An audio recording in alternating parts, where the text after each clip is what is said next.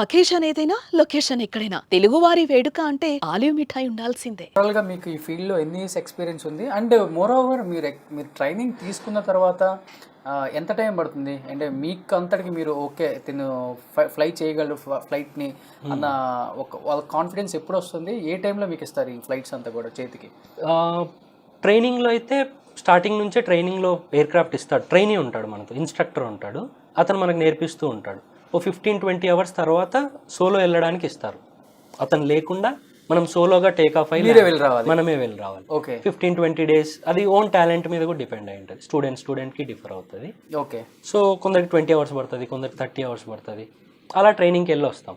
But whole training అయితే 1 year పడుతుంది. 8 months to 1 year. అది కూడా సేమ్ పర్సనల్ ఇండివిజువల్కి డిఫర్ అవుతూ ఉంటుంది. నాకు 7 months అలా పట్టింది, 8 months. కొందరికి 6 monthsలో అయి ఉండొచ్చు, కొందరు 1 year, కొందరు 2 years చేసే వాళ్ళు ఉంటారు. డిపెండ్స్ అనమాట. ఇంకా ఎగ్జామ్స్ ఉంటాయి ఇండియాలో. డీజీసీఏ మాకు హెడ్ అనమాట, director general of civil aviation అని. ఓకే. వాళ్ళు ఎగ్జామ్స్ కండక్ట్ చేస్తారు. ఆ ఎగ్జామ్స్ క్లియర్ అవడానికి 3 monthsకి ఒకసారి ఎగ్జామ్స్ ఉంటాయి. సో 6 months పట్టచ్చు. 1 year లోపు ఎగ్జామ్స్కి, 1 year ట్రైనింగ్కి తీసుకున్న 2 years అయితే దీనికి కేటాయించాలి. 2 years ట్రైనింగ్కి పడుతుంది. తర్వాత మళ్ళీ ఎయిర్లైన్స్లో జాబులు ట్రై చేసుకోవాలి. ఇంటర్వ్యూస్ ఉంటాయి మళ్ళీ. ఓకే. అది మళ్ళీ పెద్ద ప్రొసీజర్. ఎయిర్లైన్స్ కోసం ట్రైనింగ్కి వెళ్ళాలి, క్లాసెస్, సిమ్యులేటర్ ట్రైనింగ్ ఉంటుంది, గ్రూప్ డిస్కషన్స్, పర్సనల్ ఇంటర్వ్యూ. ఇంకా అన్ని జాబ్స్ లాగే అవి ఒక 4-5 rounds ఉంటాయి. ఓకే.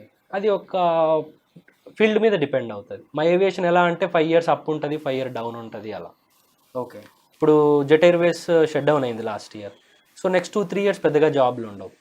ఈ కరోనా ఎఫెక్ట్ వల్ల ఇంకా ఎఫెక్ట్ అయ్యాయి. సో 2-3 years ఇప్పుడు కొత్తగా చేసే పైలట్స్కి 2-3 years సఫర్ అవ్వాల్సి ఉంటుంది. మళ్ళీ నార్మల్ ఇప్పుడు గ్రో అవుతుంది కదా ఇండియన్ మార్కెట్ బాగా ఏవియేషన్. సో మళ్ళీ బాగుంటుంది. ఫ్లైట్ ఫస్ట్ టైం మీకు సింగిల్గా ఇచ్చి ఫ్లై చేయమన్నప్పుడు యాక్చువల్లీ అది అలా గుర్తుంది. అది అలా జరిగిపోతుంది అంతే. మనం క్యాల్కులేటెడ్గా గుర్తుండదు కానీ ఎగ్జైట్మెంట్, ఇందాక చెప్పినట్టు ఎగ్జైట్మెంట్, ఒక భయం. ఆ సింగిల్గా ఉన్నప్పుడు మాత్రం ఒక భయం అనేది ఉంటుంది స్టార్టింగ్ వెళ్ళేటప్పుడు. ఒకసారి వెళ్ళి కూర్చున్నాక నెక్స్ట్ ఏమేమి చేయాలి, ఆ ప్రొసీజర్లు, టేక్ ఆఫ్, ల్యాండింగ్, రేడియో మాట్లాడుతూ ఉంటాం కంటిన్యూస్గా. ఆ ఫ్లోలో అలా అయిపోతుంది అంతే ఏ స్టూడెంట్కి అయినా కూడా. ఆ టైంలో అమ్మాయిలు కూడా ఉన్నారా మీ ట్రైనింగ్ పీరియడ్లో? ఉంటారు. అమ్మాయిలు కూడా ఉన్నారు. ఇండియా నుంచి కూడా. నేను చేసిన స్కూల్లో మయామిలో చేశాను అనమాట. అక్కడ ఇండియన్స్ స్టూడెంట్స్ ఎక్కువ అనమాట, ఇండియన్ స్టూడెంట్స్. ఓకే. మన వాళ్ళు నార్త్ వాళ్ళు ఎక్కువ, బాంబే, ఢిల్లీ నుంచి. మన చెన్నై, హైదరాబాద్ కూడా ఉండేవాళ్ళు. ఓకే. ఎప్పుడన్నా అమ్మాయి మీరిద్దరు కలిపి ఫ్లై చేయడం జరిగిందా? నేను ట్రైనింగ్ అప్పుడు అవ్వలేదు. ట్రైనింగ్ అప్పుడు క్రాస్ కంట్రీలన్నీ ఉంటాయి మాకు.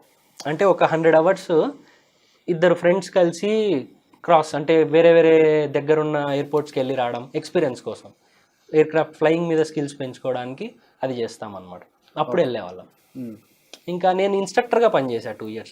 అంటే ఇప్పుడు నేను ఎలా పైలట్ ట్రైనింగ్కి వెళ్ళానో, పైలట్ ట్రైనింగ్ చేయడానికి వస్తారు కదా వాళ్ళకి నేను ఫ్లయింగ్ నేర్పించేవాను అనమాట, ఎయిర్క్రాఫ్ట్లో తీసుకెళ్ళి. అలా అమ్మాయి స్టూడెంట్స్ కూడా ఉండేవాళ్ళు నాకు. సో ఎక్కడైనా మరి అమ్మాయి ప్రపోజల్ జరగటం కానీ, ఎందుకంటే ఈ ఫీల్డ్లో కామన్ ఐపీఎస్, ఐఏఎస్ ఇట్లాంటి పైలట్ ట్రైనింగ్స్లో అట్రాక్ట్ అయిపోతారు, అక్కడే లైఫ్ పార్ట్నర్ సెలెక్ట్ చేసుకొని డైరెక్ట్గా వచ్చేస్తారు ఇంటికి. అలాంటివి ఏమైనా జరిగాయా? క్రష్లు నడిచాయి, క్రష్లు ఉంటాయి, 1-2 క్రష్లు మనకి ఇష్టం ఉంటుంది. బట్ పెద్దగా అంటే మ్యారేజ్ దాకా వెళ్ళేంతగా అయితే ఏం లేవు. మరి మ్యారేజ్ దాకా వెళ్ళేదాకా అంటే మరి దేనికి? అంటే అలా కాదు, ఏదో క్రష్ ఇష్టం ఉండింది అంతే. ఓకే. రిలేషన్షిప్ చెప్పారా ఎవరికన్నా? ఒక అమ్మాయికి చెప్పాను, పైలట్కి. పైలట్. ఇప్పుడు తను ఇక్కడే నడుతుంది. తను ఇప్పుడు అంటే ఎక్కడుందో తెలియదు, బట్ ఎయిర్లైన్స్లోనే ఉంది. తగులుతుంది, ఫ్లైట్లో తగులుతుంది. మా ఎయిర్లైన్స్ కాదు, బట్ ఏదో ఫ్లైట్లో దొరికితే హాయ్ చెప్తాం, వెళ్ళిపోతాం అంతే. పాస్టే కదా, పెద్దగా పట్టించుకుని. మళ్ళీ ఒకసారి అందరి లైఫ్లో ఉండేదే కదా. Of course. ట్రైనింగ్ పీరియడ్లో బాగా గుర్తుండిపోయే మెమరబుల్ మూమెంట్స్ ఏమైనా గుర్తున్నాయి ప్రణీత్ నీకు? మెమరబుల్ ఫ్రెండ్స్తో కానీ, లైక్ ఇలాంటి క్రషెస్ కానీ, ఫ్రెండ్స్తో కానీ, అండ్ లైఫ్లో చాలా విషయాలు, అంటే అది లైఫ్ గోల్ అనమాట మీకు పైలట్ అవ్వటం అనేది. ఆ టైంలో కష్టాలు ఉంటాయి, ఇష్టం ఉంది, కష్టం ఉంది, రెండూ ఉంటాయి కదా. సో కొన్ని ఏదన్నా ఎక్స్పీరియన్స్ ఉందా మంచిదంటే? ఇందాక సోలో చెప్పాను చూడు, 15-20 hours తర్వాత సోలో పంపిస్తారు.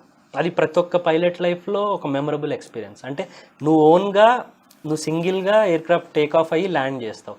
అది అచీవ్మెంట్ లాగా ప్రతి పైలట్ కొద్దిగా ప్రౌడ్గా ఫీల్ అవుతారు. సో అదే మోస్ట్లీ అదే మెమరబుల్ ఉంటుంది అందరికీ, నాకు కూడా అదే. ఓకే. ఇంకా పైలట్ లైసెన్స్ వచ్చిన రోజు ఓ సూపర్. మొత్తం ట్రైనింగ్ అయిపోయిన తర్వాత కమర్షియల్ లైసెన్స్ చేతికి వస్తుంది. అరకుడు ఫ్లై చేయొచ్చు. ఏదో సాధించాము, నేను ఫ్లైట్ తోలగలను, అదొక గర్వంగా ఉంటుంది. మనం కానీ బైక్ నేర్చుకుని కార్ నేర్చుకున్నట్టు నేను ఫ్లైట్ నేర్చుకున్నాను. ఏదో సాధించాము, అనుకున్నది సాధించాము, కష్టపడ్డాం అని ఒక ఫీలింగ్ ఉంటుంది. ఓకే. ఫస్ట్ దేంట్లో చేశారు? స్పైస్ జెట్ అయినా ఫస్ట్? లేదు, నేను ఫస్ట్ ఇన్స్ట్రక్టర్గా 2 years యూఎస్లో చేశాను. ఓకే. నేను పైలట్ ట్రైనింగ్ నేను నేర్పించేవాను అనమాట. ఫ్లైట్లో నేను తీసుకెళ్ళి అలా 2 years చేశాను. తర్వాత ఢిల్లీలో జేకే సిమెంట్, జేకే టైర్స్ కంపెనీలో 2 years చార్టర్డ్ ఫ్లైట్లో వాళ్ళ ఓన్ ఎయిర్ క్రాఫ్ట్కి ఫ్లై చేసేవాళ్ళం. అంటే వాళ్ళు పర్సనల్గా ఎక్కడికైనా వెళ్ళాలంటే తీసుకెళ్ళేవాళ్ళం అనమాట. దాని తర్వాత స్పైస్ జెట్ ఒక 2 years, మొత్తం ఒక 6-7 years. ఇండియా వచ్చిన తర్వాత 4 years.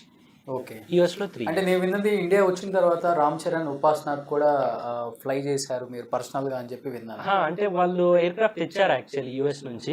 ఎవరు? రామ్ చరణ్ వాళ్ళు వాళ్ళ ఓన్ పర్సనల్ టర్బో అని చెప్పేసి ఒక చార్టెడ్ కంపెనీ ఉందన్నమాట.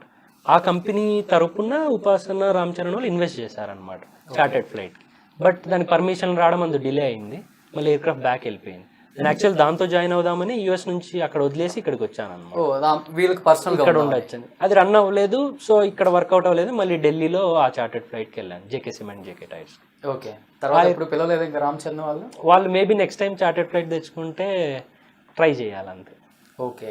నాకు పర్సనల్గా డైరెక్ట్ కాంటాక్ట్ కాదు, బట్ వాళ్ళ కంపెనీలో జాయిన్ అయ్యిందాను అప్పుడు. యా.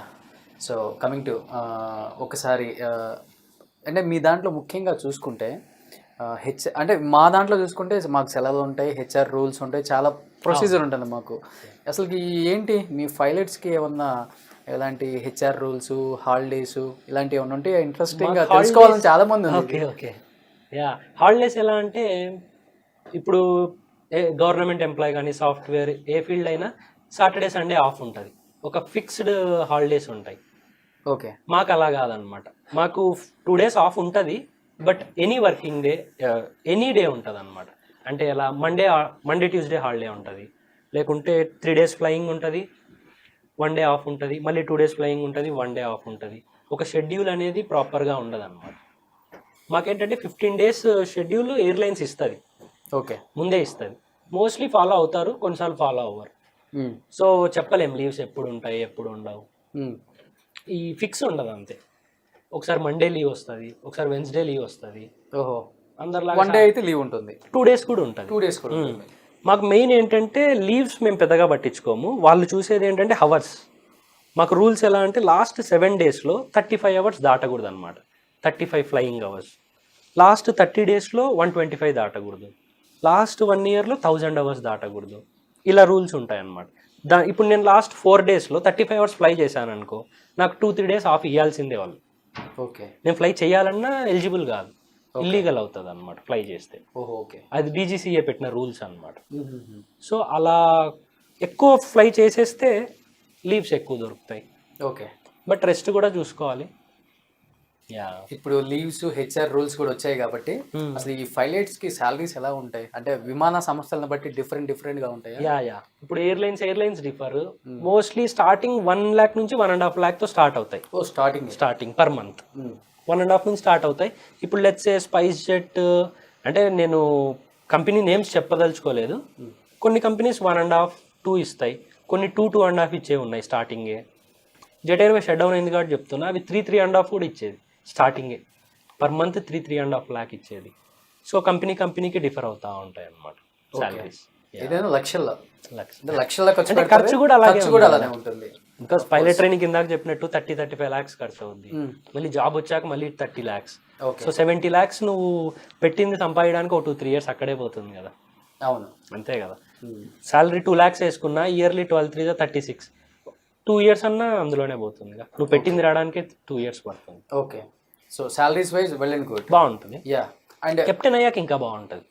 ఇంకా సీనియర్ అయ్యారంటే మంత్లీ 6 lakhs 7 lakhs అప్పుడు బాగుంటుంది. కెప్టెన్ అంటే పెద్ద టోపీ పెట్టి అలా ఏం లేదు, డ్రెస్ కూడా డిఫరెంట్ గా ఉంటుంది. అలా ఇప్పుడు అందరినీ కెప్టెనే అంటారు, బేసిక్ గా పైలట్స్ ని కెప్టెన్స్ అంటారు. ఈ 3 ఉన్నప్పుడు ఫస్ట్ ఆఫీసర్, ఇంకోటి వస్తే కనుక కెప్టెన్ అంటారు.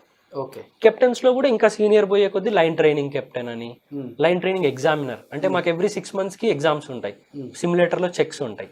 ఆ చెక్ చేసే అతని పోస్ట్, అతనికి ఇంకా కొద్దిగా ఎక్కువ శాలరీలు ఉంటాయి. ఎక్స్పీరియన్స్ మీద శాలరీలు పెరుగుతూ ఉంటాయి. హవర్స్ బేస్ అన్నమాట.